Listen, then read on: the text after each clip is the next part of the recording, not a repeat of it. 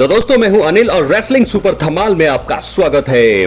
तो दोस्तों स्मैकडाउन के हालिया एपिसोड में जे उसो नजर आए थे। उन्होंने सबसे पहले सोलो सिकोआ और उनकी ब्लड लाइन से बात की। आपको बता दें कि बैक स्टेज जाते वक्त उनकी और रोमन रेंस के बीच में भी एक बात हुई। रोमन रेंस ने कहा कि वो यीट मास्टर को लेकर बहुत सम्मानित महसूस करते हैं। इसके बाद भी जे ने उनके साथ इस बात को नकार दिया और बात करने से मना कर दिया। इस वीडियो में हम आपको दोस्तों वो 3 कारण बताने वाले हैं कि क्यों जे उसो ने WWE स्मैकडाउन में रोमन रेंस की तारीफ को नकार दिया और उनसे बिना बात किए चले गए। इसलिए वीडियो के अंत तक बने रहें और अगर आप चैनल पर नए हैं चैनल को सब्सक्राइब करें। दोस्तों सब्सक्राइब करने के बाद ऑल पर क्लिक करें क्योंकि जो भी वीडियो आए सीधा आप तक पहुंचे, आपसे मिस ना हो। तो चलिए दोस्तों बात करते हैं सबसे पहले कारण का। जे उसो WWE में अपनी फैमिली की लड़ाई से दूर ही रहना चाहते हैं। जे उसो ने जब सोलो सिकोआ और उनके ब्लड लाइन से WWE स्मैकडाउन से में बात की तो उन्होंने कहा कि सोलो सिकोआ परिवार में दरार डाल रहे हैं और उन्हें बांट रहे हैं। जे ने कहा कि रोमन रेंस ने उनके साथ जो किया उसके बाद वो अलग चले गए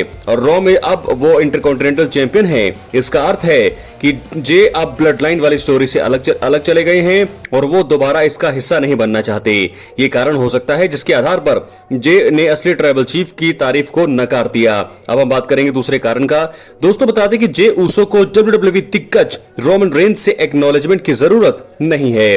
आपको बता दें ये एक बड़ा कारण जिसके आधार पर जे उसो ने रोमन रेंस की तारीफ को नजरअंदाज कर दिया और ये हो सकता है कि उन्हें फॉर्मर अनडिस्प्यूटेड यानी कि रोमन रेंस से कोई भी एक्नॉलेजमेंट नहीं चाहिए। जब जे और रोमन रेंस साथ में थे तो रोमन रेंस को सिर्फ अपनी उपलब्धियां, हुनर और एक्नॉलेजमेंट की चिंता करते थे। अब यह संभव है कि जे को यह तारीफ किसी काबिल नहीं लगी हो, खासकर इसलिए क्योंकि पहले तो रोमन रेंस ने बहुत ही ज्यादा मतलबी रूप दिखाया हुआ है जे उसो और रोमन के बीच में। इसके चलते ही मतभेद हुए थे और मैच भी देखने को मिले थे। ये चीज जे उसो को अच्छे से याद है, इसलिए वो उनसे बात भी नहीं करना चाहते और उनकी ब्लड लाइन स्टोरी से दूर ही रहना चाहते हैं। बात करेंगे तीसरे और आखिरी कारण का। रोमन रेंस के साथ अपने पुराने एक्सपीरियंस को भूले नहीं है WWE इंटरकॉन्टिनेंटल चैंपियन जे उसो। दोस्तों बता दें जे उसो ने साफ तौर पर अपने स्मैकडाउन प्रोमो में कहा कि उन्हें जितनी ज्यादा तकलीफ रोमन रेंस से हुई है उसके चलते वो ब्लड लाइन से दूर हुए थे। इसका सीधा अर्थ है कि वो अपने पुराने एक्सपीरियंस को भूले नहीं है। जे और रोमन रेंस के बीच चीजें ठीक नहीं रही है और यही वजह है कि एक समय पर येट मास्टर यानी कि जे उसो और असली ट्राइबल चीफ के बीच में हेल इन अ सेल मुकाबला भी हुआ है। अगर बात यहीं पर खत्म हो जाती थी तो भी ठीक था, लेकिन समर स्लैम 2023 में ये दोनों एक बार फिर ट्राइबल कॉम्पैक्ट मैच का हिस्सा थे जहां पर अपने भाई जिमी उसो के धोखे के चलते जे उसो की हार हुई थी।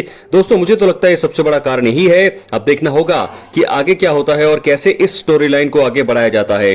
ये सारी चीजें दोस्तों जे उसो को याद है, जिसके चलते जे उसो बिल्कुल भी यहां पर साथ नहीं देना चाहते जिमी उसो का, रोमन रेंस का, जिसके चलते वो बार बार भाग रहे हैं इस स्टोरी लाइन से। क्या है आपकी राय अपने कमेंट बॉक्स में जरूर दें। अब हम बढ़ेंगे अगली स्टोरी की तरफ। दोस्तों हम बात करेंगे सेथ रॉलिंस की। रॉ के इस हफ्ते के एपिसोड के लिए सेथ रॉलिंस और ब्रॉन्सन रीड का फेस ऑफ बुक किया गया है। ब्रॉन्सन रीड रॉ में सेथ रॉलिंस की वजह से ब्रॉन स्ट्रोमैन के खिलाफ मिली हार के बाद से ही गुस्से में है।